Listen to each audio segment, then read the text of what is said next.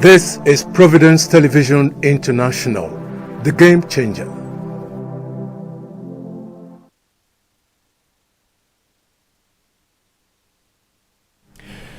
Hello again, it's always so nice to have you with us. My name is Emmanuel Egariba, and the program, of course, you know by now, it's Prime Movers. We are talking with people who make headline news on this program, and one of them is with us today. By the way, our guest is a medical practitioner of note and of repute. He has built tentacles all over the place. At the moment, he's the medical director, Bethel Faith Medical Center here in Benin. That's a picture of the building over there. But equally importantly, he is the Edo State Chairman of Association of Nigerian Private Medical Practitioners. The acronym for that is ANP. As you are seeing right there. So we welcome you to the program, both at home and abroad, particularly those of you in the North American axis. We are talking about United States and Canada. That's where we have the greatest number of viewers of programs. However, conventionally, it is incumbent on us to formally welcome our guests. Thank you very much for coming. Oh, thank you very much. It's a pleasure. And for our viewers, we're happy to be here. Thank you for having me. Good, very good. Dr. Imotinia is going to talk about a lot of issues concerning healthcare delivery in this part of the country. But your association, how strong is the membership to start with? We have membership of about 150, but private practitioners are quite many in the state. They are the ones that take care of 60 to 70% of our populace, and they are found in all the nooks and crannies of the state, from the very remote areas. They are, as far as the medical practitioner is operating in the private medical space, it's a private medical practitioners. We should also know that the private medical practitioners are both those who are in government and having some private facilities where they also consult after official hours. They still feel a gap. And those who are full-time private medical practitioners also employs even consultants and others that come to run locum for them. Okay. I think the private medical practitioners are quite many, apart from being that some of them may not be member of the association. Okay, good. In other words, there are two broad categories of members, those who are there full-time and then those who also work for government. Yes. Those people, will you consider them truly as private practitioners? Like you are aware that there is a law, or there is a law especially for those consultants that they can run private as clinics where they retire to after the official hours. Okay. They are still in the private medical, because they are managing private patients that are not under government. So when you talk about public, there are those also that are purely in the public space that don't have any places where they retire to as the owner of facilities. Okay. But you are aware that the law still allows a medical practitioner who is working public to spend his leisure time or his unofficial hours, or rather his free time, to go to practice somewhere at his free space. Okay. Okay, that's good. How do you determine those who are truly members? Yes, actually, those who are truly members of the association are those who are financial members. Okay. Because that defines your membership of any association. So if you are a financial member, you've registered and you are contributing financially, paying dues, then we regard you as financial members. Good. That's why I say that private practitioners are everywhere, but some are financial members of the association, and they are the one that drives the affairs of the association. Good. How long does the doctor spend in public service before he can be allowed to practice privately?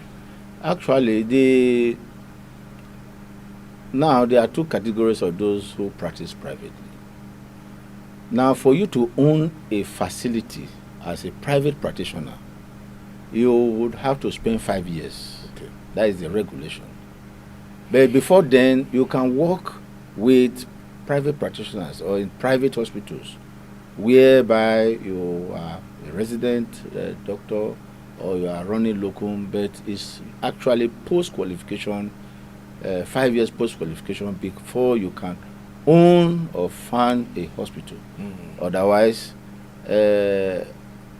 for in those days, it used to be that you have to work in government hospital for 5 years before you can open your private practice. Yes. However, with the when government was not employing doctors, and there were a lot of doctors on ground, so there was a shift in the policy that is 5 years post qualification before you can open or register a private medical facility as the practitioner in charge. That is the language. Yes, in charge. In charge. Okay. The practitioner in charge. So if you are not up to 5 years post qualification, you can't register a hospital as the practitioner in charge. There must be a senior doctor who will be the practitioner in charge to be held accountable for whatever happens in that facility. That's right. But then you, as a young practitioner or a young graduate, you can work in those private facilities as an employee of that facility. Good, good. Let's do some balancing. Yeah. You have quite a large number of members within your ranks. Yeah. Are they more in number? Do they outnumber those in public service? I should say yes. Really? Those working in the private medical space are more than those in service. What's the reason? Why? The reason is this. One, there are a lot of remote areas that government do not have their facilities. And it is these private medical practitioners that have occupied those spaces, that have helped our citizenry in those remote areas. No, that government do not have health facilities. And you will agree with me that, for example, in Benin metropolis, the city have so expanded, even to the extreme that the facilities government have made available, especially the secondary care, has not also expanded along the line of the expansion of those communities. And so you find the medical practitioner, also establishing facilities in those areas that government has not covered. So if you put all together, you find that those working in the private medical space are more than the employees of government. And at a time there were this embargo on employment.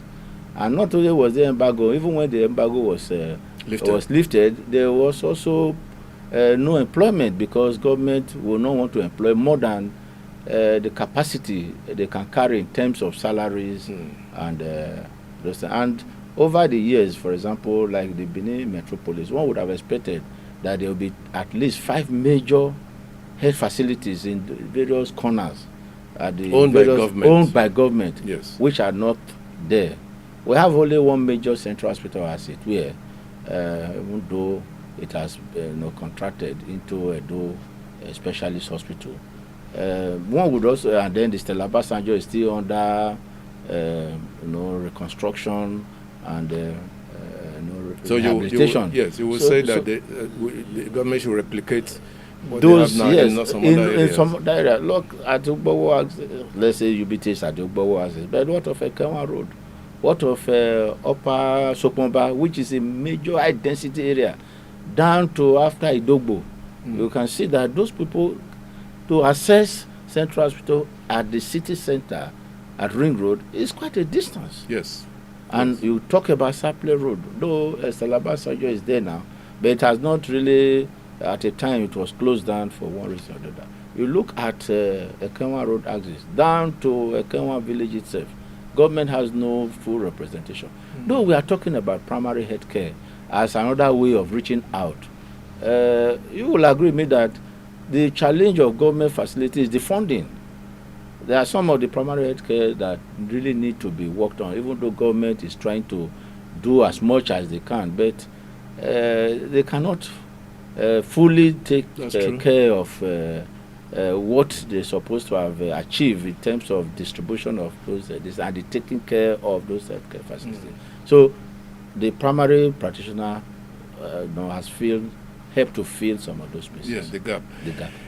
Let's define what primary health care is. I mean, for the benefit of some of our viewers, where are they situated?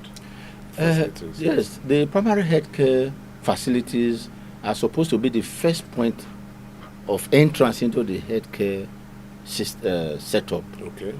First point of call, and it's supposed to be at least 2 in every ward. If you have 1 in each ward, then you have made some inroad.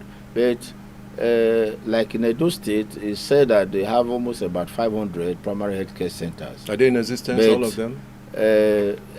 To some extent, few can say these ones are trying, but government, some of them need to be refurbished, some of them need to be rehabilitated and all. And the manpower to handle this primary health care is huge, which government have not been able to get. Some of the primary health care have just nurses or CHUs, whereas ideally a primary health care is supposed to have a doctor. So who now takes care of those facilities? Some of them are even politically sited in some inaccessible places because of politics, because of community challenges. We know there are some primary health care that this community will say no because it's cited in the other angle. This, we are not going there. Okay. And then some of them are left to be vandalized. Some of them are there in the bush, not being patronized. So I think it's primary health care is supposed to serve the community and as a point of referral into a secondary care that do those things that are beyond them. They will refer to a bigger center. But let's take a scenario. You have a primary health care far in the rural, for example. Okay. And you are going to refer that person to a tertiary institution. You just imagine the distance. Yes, and anything could happen. And anything could happen along the line. I think those are some of the challenges actually in managing those primary health care. Yeah, but as the chairman of the Association of Private Medical Practitioners, what's a major challenge now? The major challenge in the private medical space is quackery. Because government do not have enough manpower and even the logistics to monitor these various practices that have sprung up. And nature abhors vacuum. That's true. And if government do not penetrate those areas with viable and well-equipped health centers, primary health care, then quacks takes over. So you have set up, native doctors are setting up their own treatment facility. Did I hear you say native doctors? Yes. They set up hospitals or clinics. They're not registered, yes, but they are doing something somewhere. Some are putting up drips, some are using herbs and doing all sorts of things, especially the bone setters and all. And some of those things have been cases have been mismanaged before they come. For example, like fractures. There are fractures that all you need is to align it and it will heal. But there are fractures that will need surgical intervention. That's true. But the native bone setters, as they call themselves, may just be managing the case that would need surgical intervention. And by the time they come, the case is already mismanaged. Why are they not apprehended? Yes, that is the borders to regulation. Okay. Though we have a traditional medicine board that is supposed to also be under the Ministry of Health, that also supposed to regulate them and know who is who. But if I tell you that board has not been functional for years, yes, so that's who is true. going to look into it. And then also you should also know that our people's preference, especially the rural area, they look at them as the first point of call, as the ones that are given the appropriate treatment and easily accessible, easily affordable according to them. And before they realize that something is amiss, a lot of damage has been done. Have you experienced that before? Definitely. For example, I give you a typical example of a fracture below the elbow. That type of fracture, what we call trochanteric fracture, will not be managed by a native doctor. Or else at the end of the day, the hand will be at an angle and it can't get to the mouth. Oh dear. So sometimes we see such patients come in because they had a fracture just at the elbow and have been managed there in the native, and the thing has got fused together. Yes. Gotten fused together. And then it comes in an angle. And by the time it can't fit, that's when they now seek the advice of a professional. Good. I found that if that case has been seen at the beginning, or they would have needed surgical intervention, and you fix the bone properly, and when it heals, then the flexibility of that angle is retained, which oftentimes will not happen due to the way they manage it in other words. Another one, for example, yes, is fracture of the femur. Once you have a fracture at the thigh, the bones overlap, and they only just tie it around like that, and the thing will heal, and then the leg will be shortened. So you see the patient, even after some months, they come, limping to one side, and in limping to one side, it will eventually affect the alignment of the body. And before you know it, they start also having arthritis at those joints that is constantly undergoing wear and tear by virtue of the abnormal movement. So when you see someone come in, say has had a fracture on the thigh, eventually one leg will be shorter. It'll be shorter, yes. But if you look at it, the way we manage it is to put it under a traction. And you may do an open fixation by going in and aligning it properly and fixing it either with a plate or with a nail or whatever it is. So that when it heals, the leg is not shortened, you can now remove your nail depending on where the fracture is. So I think that is some of the challenges. Do you have expatriates who are also members of your association? We have, actually, in Benin here, we don't have expatriates for now. But they are in private practice. Yes, the ones we have, oftentimes some of them work with government, and maybe they are there. I think the expatriates in Benin that are in the private space, most of them are coming as Chinese doctors, where they are giving alternative medicine, acupuncture, and all those naturopathic and all. Okay. Those ones do not regard themselves as in the mainstream of the orthodox medicine.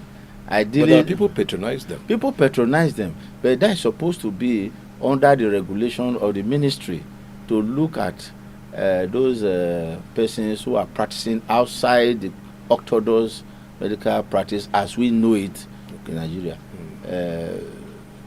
But for now, we don't have in those states those ones as part of member of our association. Good. How old is your association?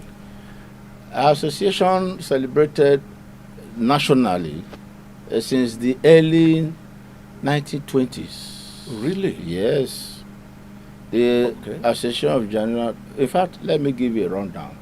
The association was established, the first set of doctors that came from abroad. They set up their practices in Lagos, and has gone over the years. There was a time, there was a lull in the activities. But as at the 60s, in the formation of the Faculty of General Practice in the Nigerian Medical Postgraduate Medical College, it was this association that founded the Faculty of the General Practice, which became known as Family Medicine. Family Medicine. Yes. One of our forebearers, Adam Ewa, and many other persons were the one who drew up the program. So the association was, then it was, the name had metamorphosized, Association of General Medical Practitioner, later became Association of Nigerian Private Medical Practitioner, which we are now. Which you are now, yes. Before it was Association of General Medical Practitioners of Nigeria. So over the years, but we have celebrated about almost 50 years, several years ago. That's at the national level. At the national level. What of the state? The state, we have been on ground as far back as the 70s. People who have been there, people like Dena, we have Dr. Dena has been there, who has been the chairman. We have people like Dr. Igariwa, Elite Igariwa. There were 4 other doctors that have been around. Yeah, Yes, been around. that's right. Yes. So how do you deal? I must come back to that question. The problem of quackery. Is it not within the purview of the NMA, for instance? The NMA is the umbrella body. Yes. The AMPMP, which is the Association of Private Medical Practitioner, is an affiliate of NMA. Of NMA, yes. We are the private practitioner arm of NMA. Okay. So when you talk about monitoring, we also we are part of the monitoring team under the NMA. And the NMA also have a monitoring team in terms of quackery. But the Ministry of Health is the final authority that is in charge of regulation and monitoring. Are they doing enough? You are aware that because the ministry itself is handicapped, 1 by virtue of manpower, 2 by virtue of logistics. And they are not able to do as much. Though recently, where I was with the commissioner yesterday, and this issue of quackery was a major prank because the association paid a courtesy visit to the present commissioner for health, and the issue of quackery formed a major theme of our discussion. Okay. And there's assurance that the monitoring and regulatory department unit or directorate will be re-energized, rejigged for a better coverage.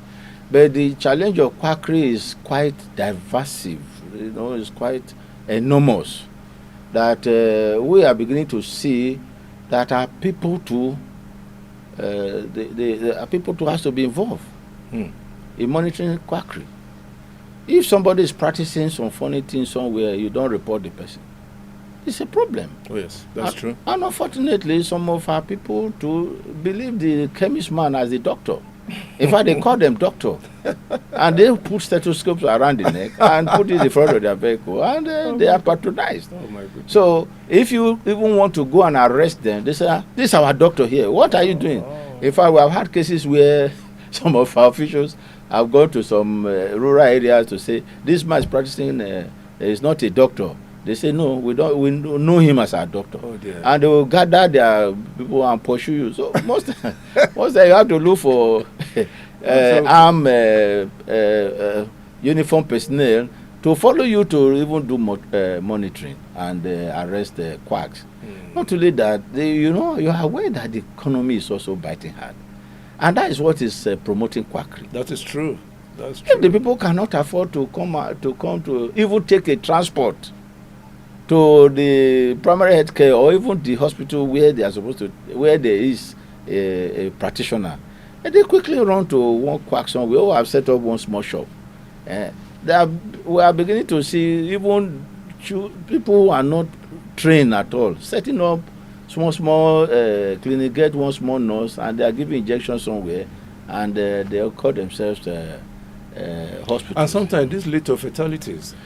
Yes. Apart from fatality, let's give an instance. There was a time there was one doctor in Abudo who was posing as a doctor. He wasn't a doctor. Whether he has worked as an auxiliary nurse somewhere, and he was operating and doing CS for people. CS? Yes. And when we tried to invade the place, and the community said, no, this is our doctor. It belongs to some of these secret cult groups, and so they protected him. Until about 13 pregnant women died, and then the ministry waded in and the man ran away. He was only caught in Bayelsa. Really? Yes, several years ago he was paraded it was even the association that helped to pick him up, and they were able to get hold on him. But recently we found that the man is still parading himself as a doctor. Maybe he was in prison, though I didn't get that history, and maybe he's now free. And he has started again. He has started again. Oh.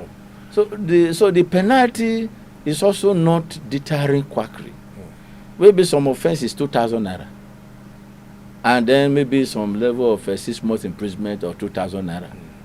When human lives are involved, and then you pay the 2,000 naira, it's free, and it goes back. And you are aware that some of these ones have the money to throw around and see the DPO, see the inspector, and then they go, you know what I'm talking about. Yes, okay. They go scot-free, and they go back to the space, you know.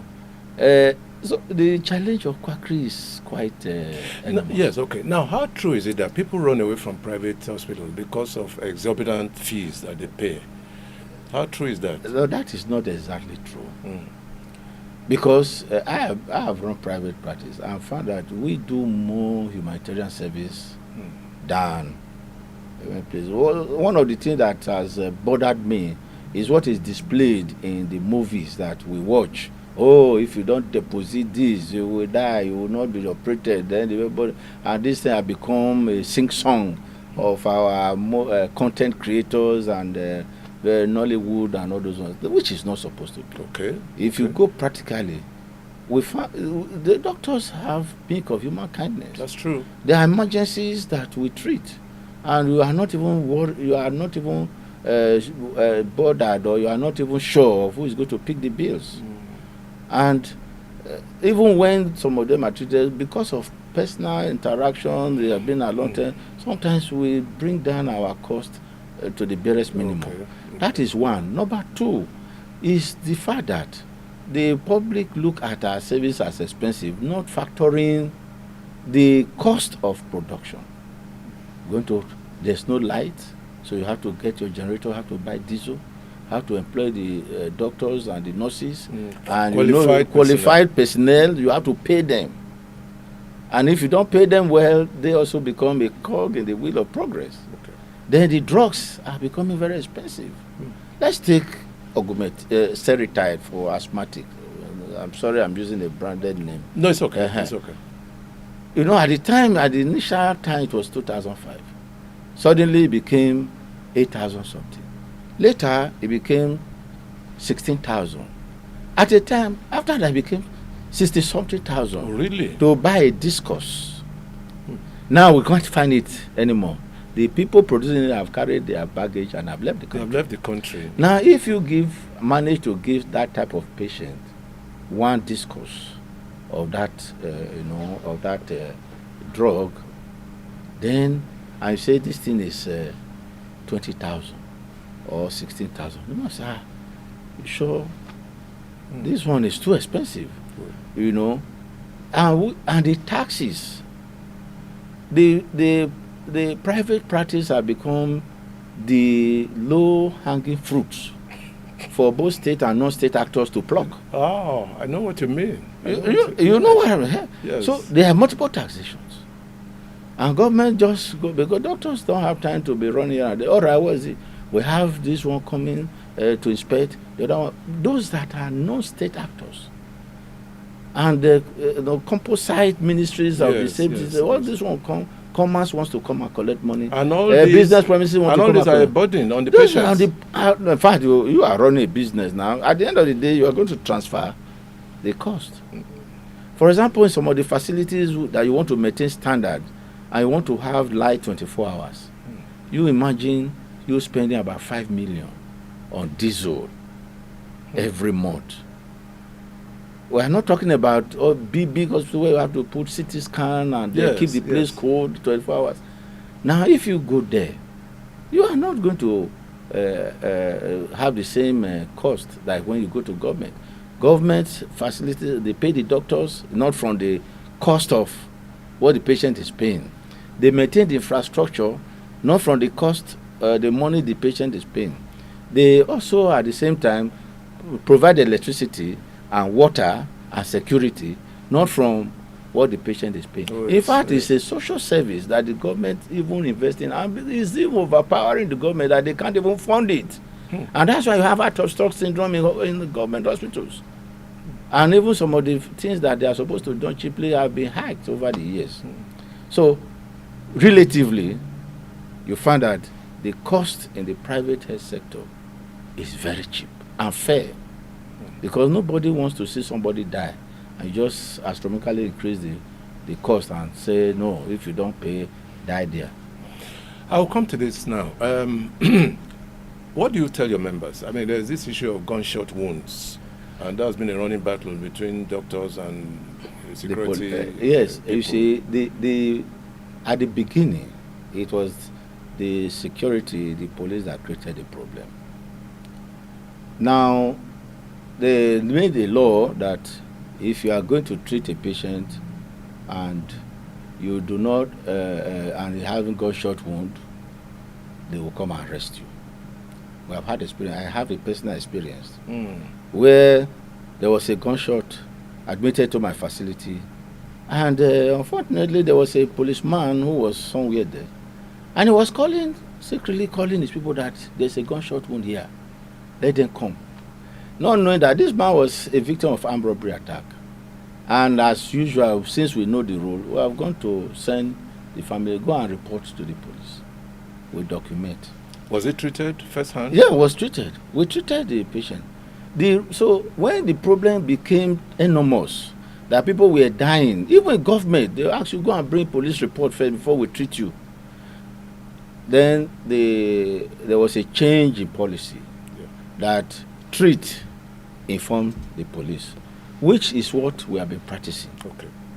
And so the problem of gunshot wound has minimized greatly, excepting those who are ignorant, But we know also that sometimes the overzealous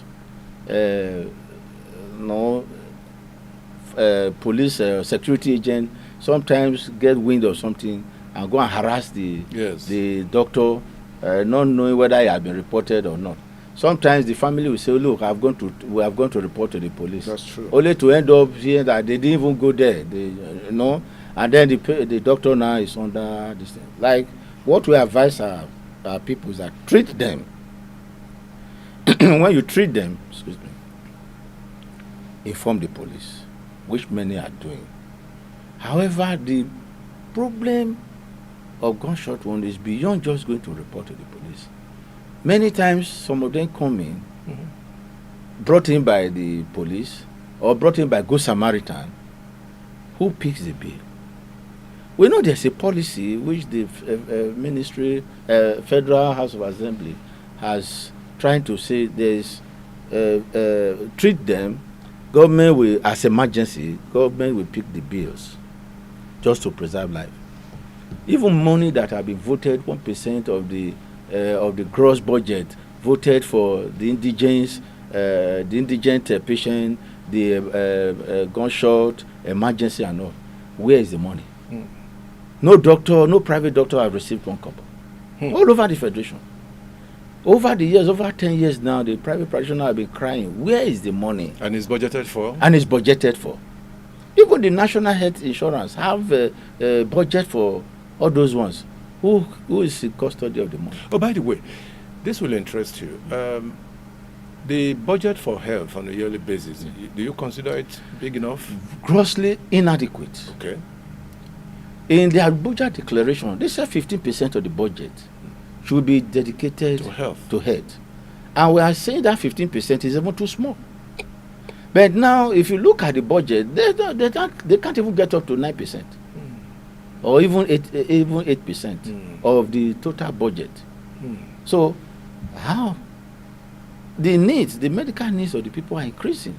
And with this economic thing, we are beginning to see malnutrition in children. Kwashiorkor that we have not seen for years. For a long time. In fact, as at a particular time, it took us time to be able to describe what Kwashiorkor is to some of our medical students. Because it was almost non-existent. It was almost non-existent. Yes. I remember doing a round, and one of my house officers was telling me, this a case of Steven Johnson syndrome. Oh. So I look at it, I said, no, this is Kwashiorkor. He says, how? What's Kwashiorkor? So, what is Kwashiorkor? He asked that question. He said, this is a case of Kwashiorkor. He had read it in the book. He has not seen He it. has not seen it. So I now start describing, because we were trained in the 80s, we saw these things, even how to nutritionally rehabilitated at Ikbema. There was a nutrition unit where they taught mothers how to prepare their food, they admit these children. There's a social group, a social group formed to teach mothers how to prepare the food, how to give them balanced diet at that time. I'm sure you will remember at Ikbema. I do. There was a place there. Yes. So you find, but those things are no longer existing because the Kwashiorkor rate reduced. In fact, if you go through pediatrics, you don't know anything about Kwashiorkor, you will fail. They won't pass you because it was a problem. Now, the doctors now who are being trained have not seen them. So when you see them comes out of the blue, it takes an experienced doctor to know this one is Kwashiorkor. So we start teaching them, look, come and look at Kwashiorkor. The various signs, the red flags here, the various skin changes, and the pot belly and all those ones. It will cause some sugar baby, some marasmic and all those ones. So now we are beginning to have those problems. And so the medical needs is now diverse. Yes. And the next question to that is, from your experience, which is the most prevalent illness now or disease in our environment? Depending on the age grade. Yes. For the adult, for men, the biggest killer that's coming, maybe cancers, say prostate and all. But generally speaking, hypertension, diabetes, stroke have become a major thing. And you know that many of these things are affected by psychosocial factors. And environmental issues too. And environmental issues, psychosocial, environmental. When a man is diabetic and has no money to buy his drugs, he will go into crisis. He's hypertensive and has no money to buy his drugs. He will go into a stroke. So that has become this thing. But if you talk about children, malaria is still prevalent? It's still prevalent. Apart from the fact that we are beginning to have drug-resistant malaria. And you know the reasons for that. Because of the mushroom clinics, I mean, I could use the word clinic now, places where they sell substandard drugs. The substandard drugs has made malaria to become also so prevalent and even having resistance to it. The environment, how much waste disposals are they doing? The gutters have a lot of stagnant water. You have traveled out, you know what to talk about, how the environment look like. Yes, that's true. So you find mosquitoes everywhere. And so sometimes they keep coming until they develop an immunity that will make the frequency reduce. But the malaria is the major killer in children under 5. You know. Towards the tail end, you have garnered experience over time. And you also know that our doctors are living in droves. What's making them leave the country? It's okay. I would say this, that I was in one of the conferences in UK. We had that World Organization of Family Doctors, of which in Excel London we have a Europe conference with the Royal College of General Practitioners, and they asked this question. In fact, those of us who came from Africa, about 5 of us or so, were called to discuss this matter. And they asked that the federal government, the National Postgraduate Medical College, they are prevailing on them to stop employing doctors, poaching on doctors from Nigeria because it's poaching, according to them. So according to them, and then what do? There was an answer I gave to them. There's what we call a push factor, and there's a pull factor. Even when I was giving a talk addressing brain drain in one of our conferences, I told them, once the push factors and the pull factors are not tackled, you will keep having brain drain, or what is referred to as Japa syndrome. Now, let me talk about the push factors. The push factors are those things that drive the doctors away from Nigeria. Unemployment is there. Inability to advance in career is there. Yes. Facilities too. Facilities are not there. The environment also is not inviting. The economy, when I used to go to UK, if I hold $1,000 or £1,000, I know I will have a good hotel and something tangible to come back with. Yes. And you know how much that would be in terms of Jonathan. That would not be more than a few thousands. Yes. But now $1,000, You know what it is is? know what it is, 1 point something million. If I go and buy, I want to buy a coat, 1,000, maybe, you know what that means. I look at this, how can I spend 1 million to buy this? Oh my God. So you want to, so the economy is driving them away. People want good life. Doctors want to live good. We want to be able to take care of the children. Does this not amaze you? I'll quickly ask this. They grow up in an environment that is not too good in terms of facilities. Yeah. And yet, when our doctors go out, they excel. Good. Now the training system, Yes. I call it training by intimidation. Training by intimidation. You'll be surprised What's that that about? the environment is harassing the doctor.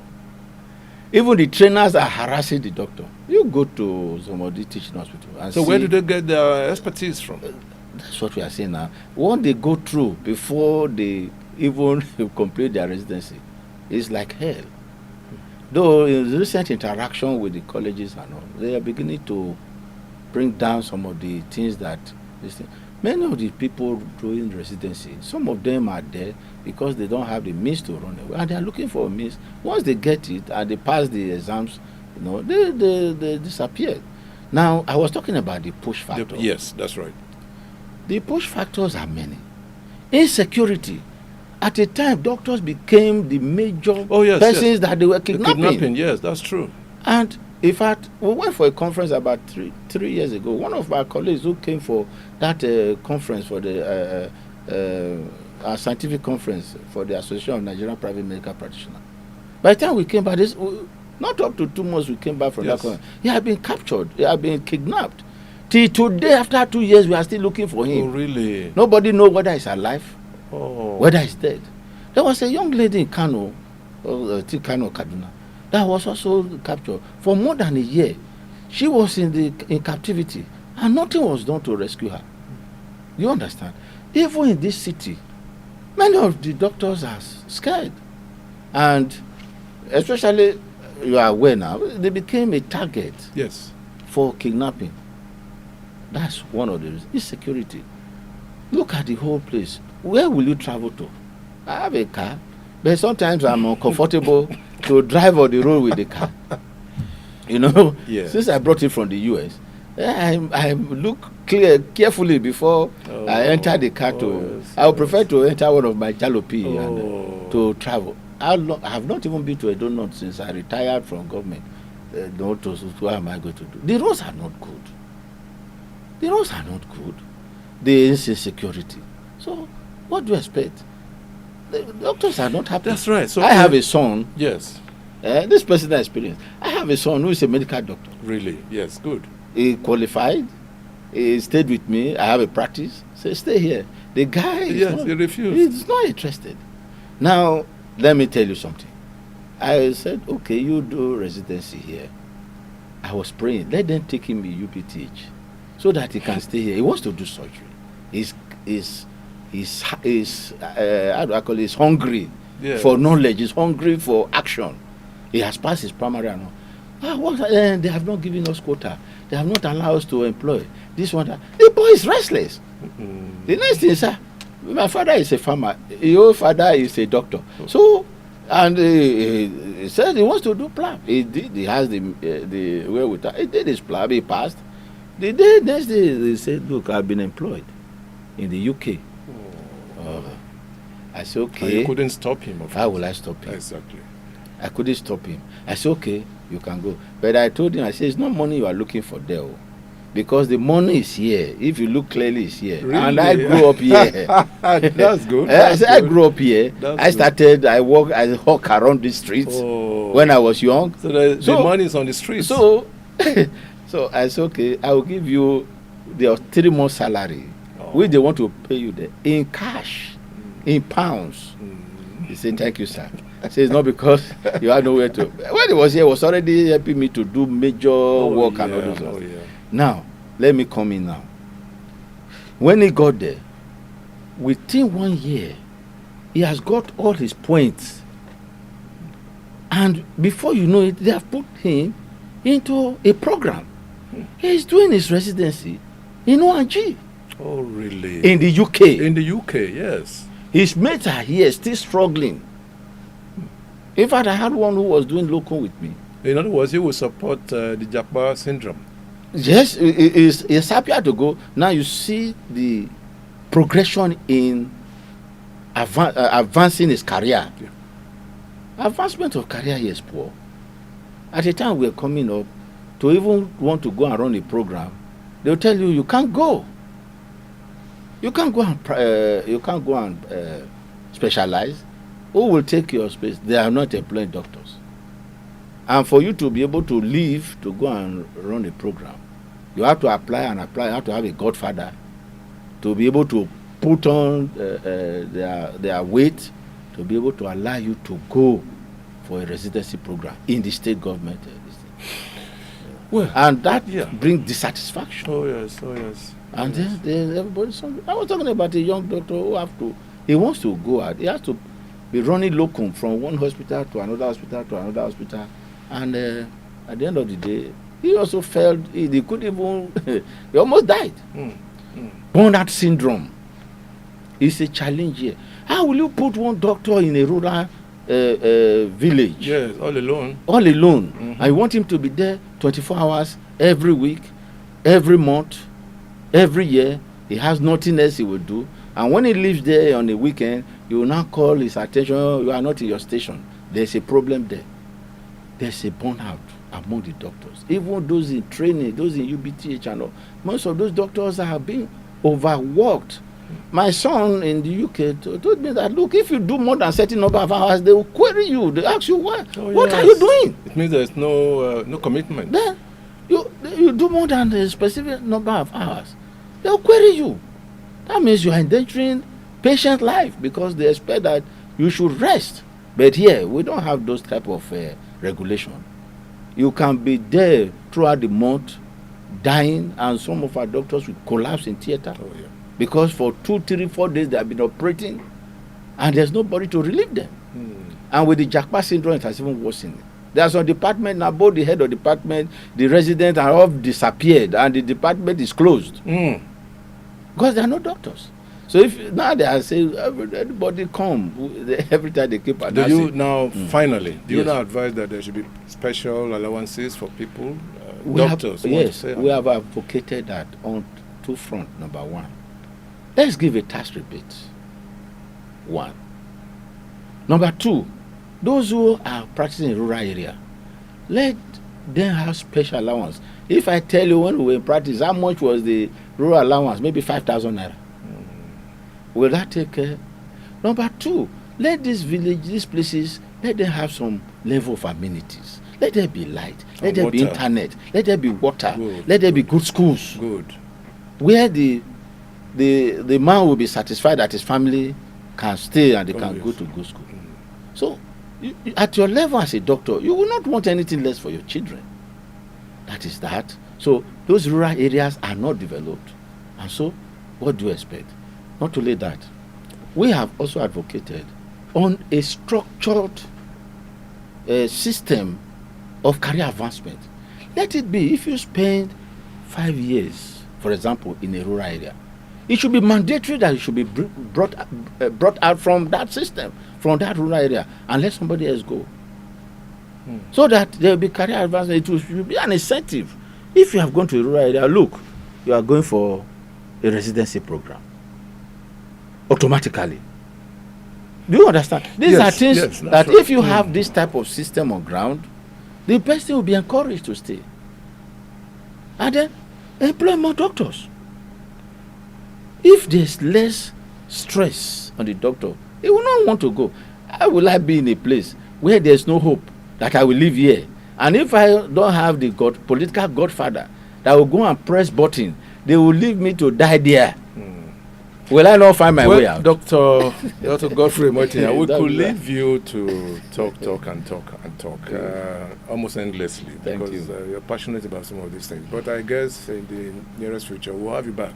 Thank you. Possibly to talk about a program we call Health Matters. Yes, Then we okay. can dwell on specifics. Yeah. Yes. Okay. And that's our bit for today. Dr. Godfrey Moitinya is the MD, Medical Director of Bethel Faith Medical Center. But equally importantly, Edo State Chairman, Association of Nigerian Private Medical Practitioners. The acronym for that is ANPMP. And he's been our guest today on Prime Movers. My name is Emmanuel Egariba. I'll see you again some other time. Bye-bye.